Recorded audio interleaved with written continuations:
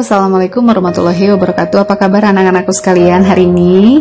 Selamat pagi semua, mudah-mudahan kalian semua dalam keadaan sehat walafiat ya. Bertemu kembali di mata pelajaran prakarya kelas 7 dengan Ibu Ervi. Oke baik, langsung saja. Hari ini kita masih belajar di bab 1 mengenai kerajinan. Nah, dan materi hari ini kita akan belajar mengenai kerajinan limbah lunak anorganik. Nah, untuk kerajinan limbah lunak organik, minggu lalu sudah Ibu sampaikan ya. Dan hari ini kita akan belajar mengenai kerajinan limbah lunak anorganik. Nah, kerajinan limbah lunak anorganik. Nah, limbah lunak anorganik yang dapat didaur ulang yaitu sampah plastik, kotak kemasan, lalu plastik dan kain perca.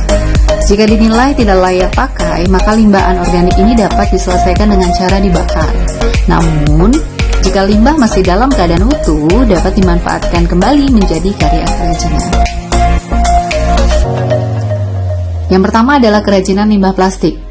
Nah, kemasan plastik yang berwarna-warni dengan ukuran dan gambar yang berbeda-beda terkadang hanya dibuang saja. Namun, alangkah baiknya jika plastik kemasan ini dapat diolah kembali menjadi aneka kerajinan yang tentunya memberikan manfaat untuk kita semua. Nah, untuk limbah plastik ini, jika ingin dibuat menjadi suatu karya kerajinan, itu dapat dikembangkan dengan berbagai teknik antara lain, yaitu anyaman, jahit, tempel, sambung, dan yang lain.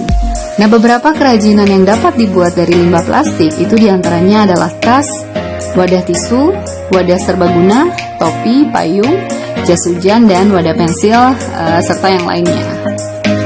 Lalu di sini adalah bahan kerajinan yang dibutuhkan untuk membuat kerajinan dari limbah plastik.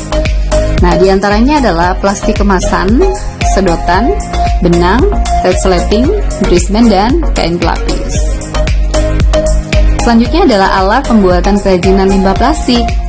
Nah, di sini ada beberapa alat yang memang diperlukan untuk pembuatan kerajinan dari limbah plastik. Antara lain yaitu gunting, lem tembak, mesin jahit, meteran, dan jarum jahit.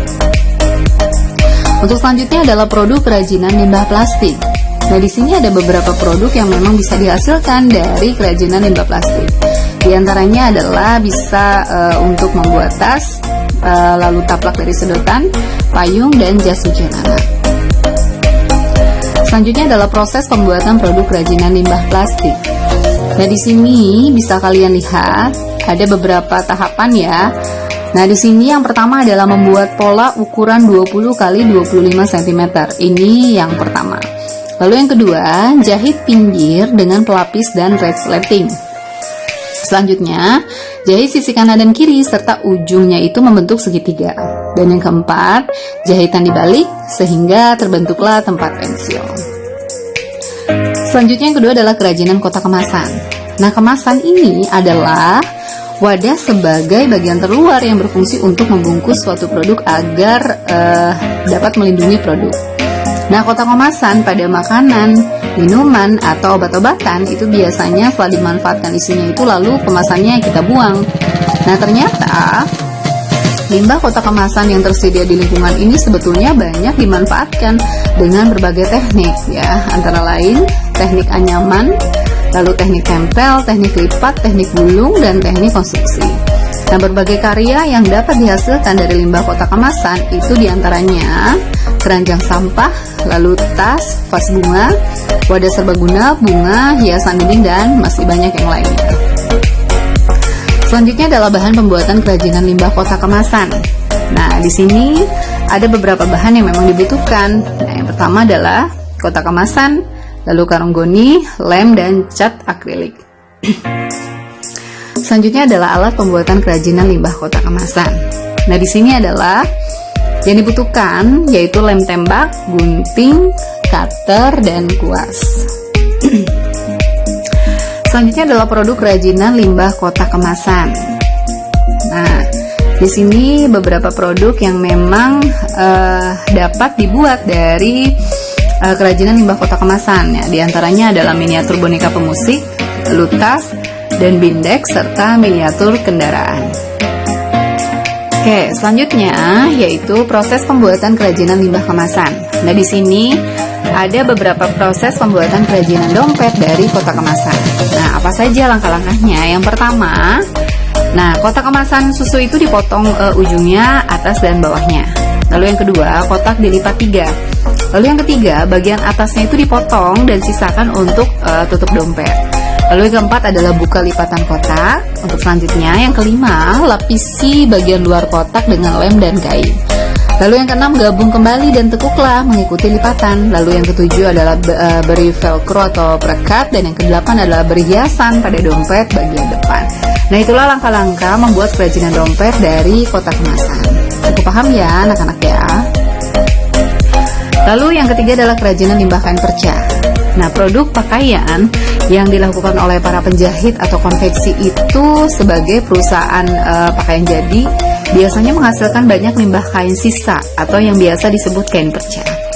Nah, kain perca yang dihasilkan ini banyak jenis bahannya dan bervariasi corak dan warnanya.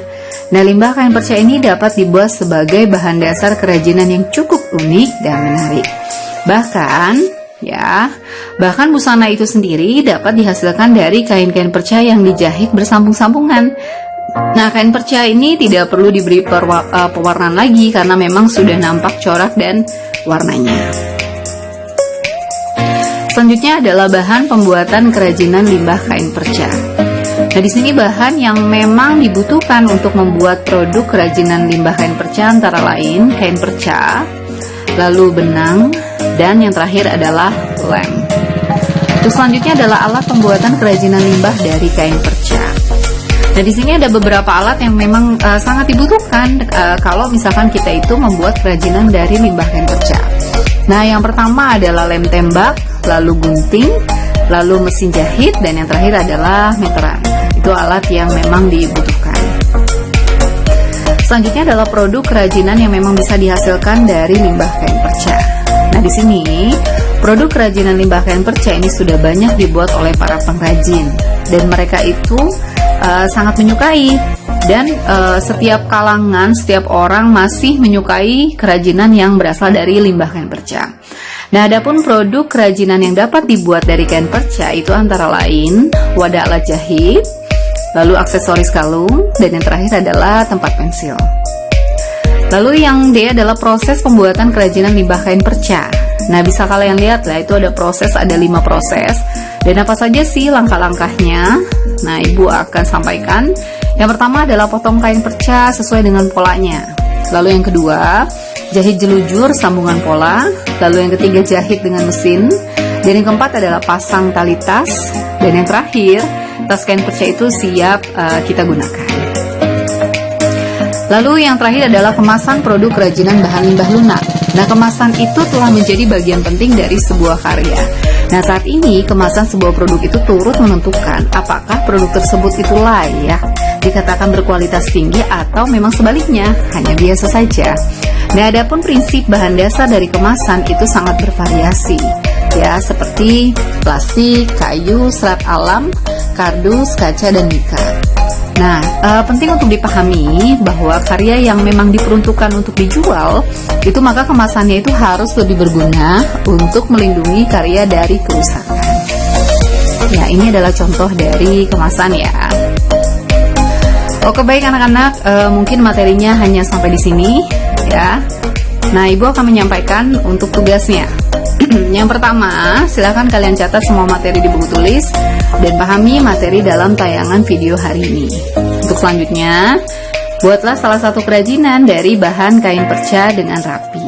Lalu alat, bahan, dan langkah pembuatan silakan kalian tulis di kertas folio bergaris. Dan untuk pembuatannya juga tadi Ibu sudah sampaikan ya di tayangan video. Untuk membuat tempat pensil atau dompet, ukurannya adalah 10 cm dikali 15 cm. Untuk membuat tas kantung, ukurannya 35 cm dikali 30 cm. Nah, di sini ada contohnya. Ini adalah tas dari kain perca, lalu ini adalah dompet dari kain perca. Lalu untuk 7A, Ibu tentukan ya, 7A itu membuat tas atau kantung, 7B membuat tempat pensil atau dompet, 7C membuat tas atau kantung, dan 7D membuat tempat pensil dari dompet.